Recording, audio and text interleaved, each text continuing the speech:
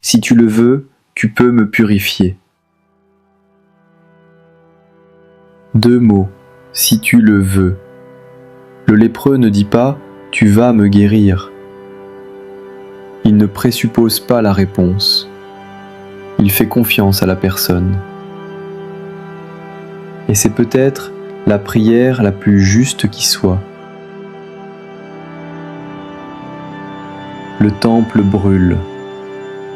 C'est la phrase la plus courte et la plus lourde de tout le livre des rois.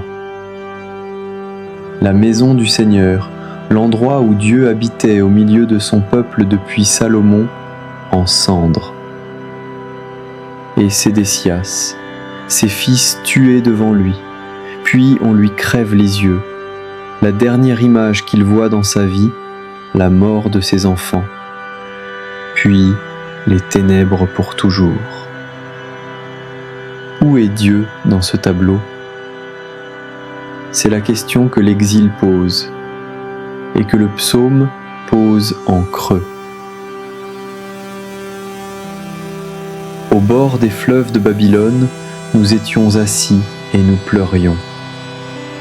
Ce psaume, le Super Flumina, a traversé les siècles, de Palestrina au Gospel, parce qu'il dit quelque chose de vrai sur la douleur. Les exilés refusent de chanter. Leurs vainqueurs leur demandent des chansons joyeuses et ils disent « Comment chanterions-nous un chant du Seigneur sur une terre étrangère ?» Ce refus est lui-même une forme de fidélité. Il garde Jérusalem dans la mémoire. Il jure de ne pas l'oublier. Et la mémoire, c'est déjà une forme d'espérance. Jésus descend de la montagne, et voici le premier miracle du ministère mathéen. Pas un miracle spectaculaire, un toucher.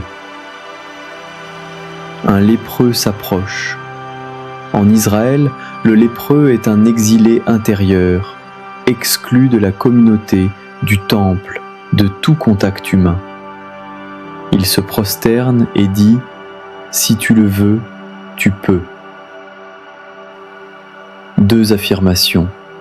Tu peux, la toute-puissance de Jésus. Si tu le veux, la liberté de Jésus. Le lépreux ne présuppose pas, il fait confiance à la personne. Et Jésus étend la main et le touche. Geste interdit par la loi.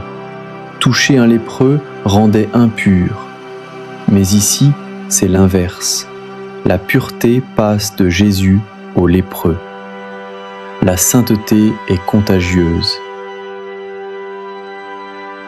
C'est le geste inverse de la déportation.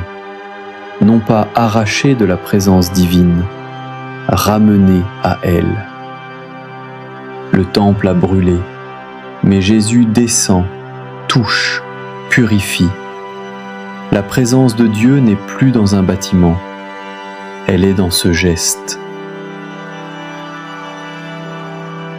Une question pour la prière.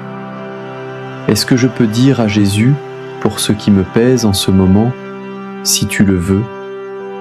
Non la certitude du résultat, la confiance en la personne.